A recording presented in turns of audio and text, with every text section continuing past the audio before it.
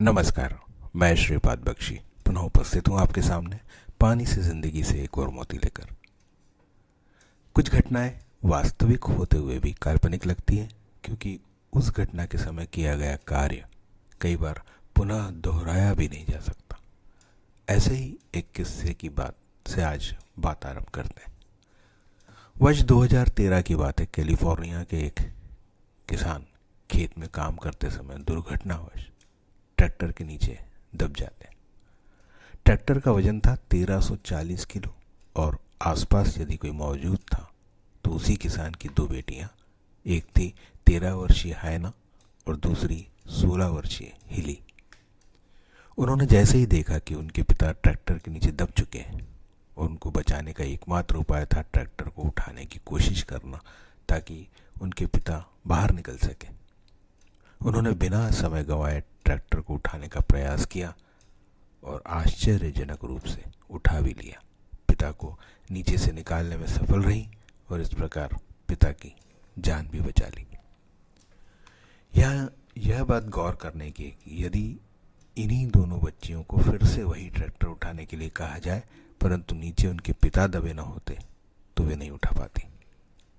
इससे स्पष्ट होता है कि असामान्य परिस्थितियों में शरीर असामान्य कार्य को अंजाम दे सकने की शक्ति अपने आप में पैदा कर लेता है।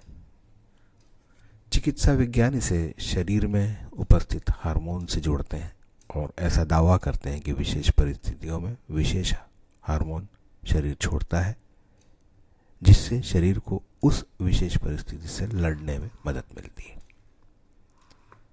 ऐसे ही कोई कैंसर के अंतिम स्तर तक पीड़ित व्यक्ति भी लंबा और अच्छा जीवन जी लेता है, क्योंकि एक तो उस कैंसर को उनके दिलो दिमाग पे हावी नहीं होने देता और अधिकतर अपने आप को ऐसे किसी कार्य से या उद्देश्य से जोड़ लेता है जो उसे अपनी बीमारी से ज़्यादा महत्वपूर्ण और उद्देश्यपूर्ण लगता है।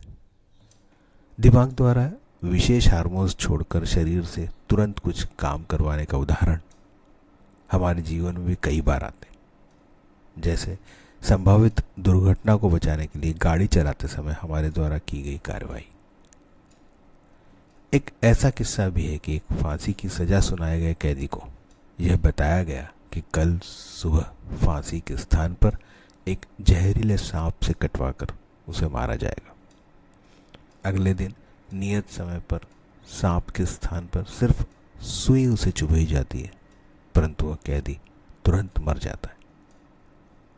इस प्रकार दिमाग में सिर्फ विचार आना, उसके फलस्वरूप शरीर में हार्मोन्स का जारी होना और उसके द्वारा शरीर के माध्यम से विस्मयकारी कार्य किया जाना एक वास्तविकता है। और भले ही इसे विश्वास के साथ कहा जा सकता है या नहीं मालूम नहीं, पर यही अंतर होगा एक साधारण और असाधारण व्यक्तित्व में। सचिन, लता, जाकिर हुसैन, APJ अब्दुल कलाम साहब, स्वामी विवेकानंद जैसे अनेक व्यक्तित्व शायद ईश्वर प्रदत्त इस गुण से सुशोभित रहे होंगे कि उनके द्वारा निश्चित किए गए उद्देश्यों की पूर्ति के लिए वे ऐसे विचार और प्रयास करते रहे होंगे जिससे उनका ब्रेन विशिष्ट हार्मोन्स के माध्यम से उनसे इस प्रकार के विस्मयकारक और अद्भुत कार्य करा सका। खासकर युवा पीढ़ी का इस तरफ ध्यान आकृष्ट करना उन्हें भविष्य में अच्छा कार्य करने के लिए प्रेरित कर सकता है। निचोड़ यही है कि सिर्फ सही विचार के माध्यम से आप अपने आप से अविश्वसनीय कार्य करा सकते हैं। कहते हैं ना, जब आप खुद को तराशते हैं तभी दुनिया वाले आपको तलाशते हैं। जय हो, नमस्कार।